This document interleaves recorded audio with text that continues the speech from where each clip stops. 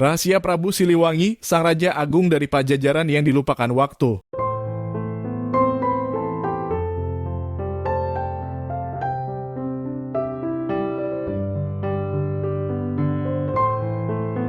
Tahukah kamu bahwa di balik kejayaan kerajaan Pajajaran tersimpan sosok raja agung yang dikenal bukan hanya karena kekuasaannya, tapi juga karena kebijaksanaan dan misteri di akhir hidupnya?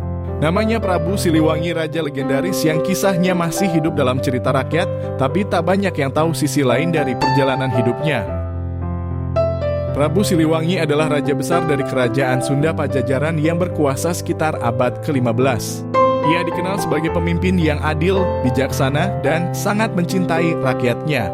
Di bawah pemerintahannya, Pajajaran mencapai masa keemasan, ekonomi berkembang, seni dan budaya tumbuh pesat, dan rakyat hidup dalam kedamaian.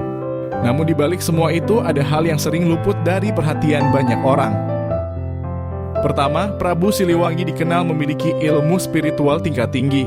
Ia tak hanya raja, tapi juga seorang ahli sastra, pemikir, dan dipercaya memiliki kemampuan batin luar biasa.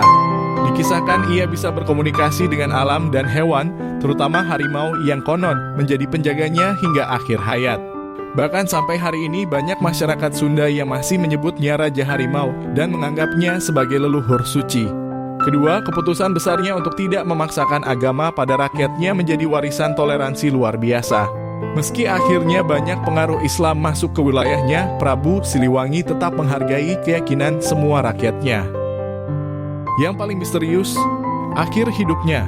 Legenda mengatakan bahwa Prabu Siliwangi tidak pernah wafat secara biasa. Ia memilih untuk ngahiang menghilang secara gaib di hutan lebat bersama para pengikutnya dan konon berubah menjadi sosok gaib. Banyak yang percaya rohnya masih menjaga tanah Sunda hingga kini. Prabu Siliwangi bukan sekadar nama.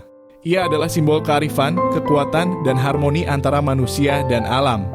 Kisahnya mengajarkan bahwa menjadi besar bukan hanya soal kekuasaan, tapi tentang bagaimana kita dikenang oleh bumi yang kita pijak dan jiwa-jiwa yang kita lindungi. Jadi masihkah kamu menganggapnya hanya sekadar legenda? Kalau kamu masih penasaran dengan cerita sejarah Nusantara lainnya, yuk kita lanjut ngobrol sambil ngopi. Karena sejarah itu paling nikmat diseruput pelan sama seperti secangkir kopi hangat di sore hari.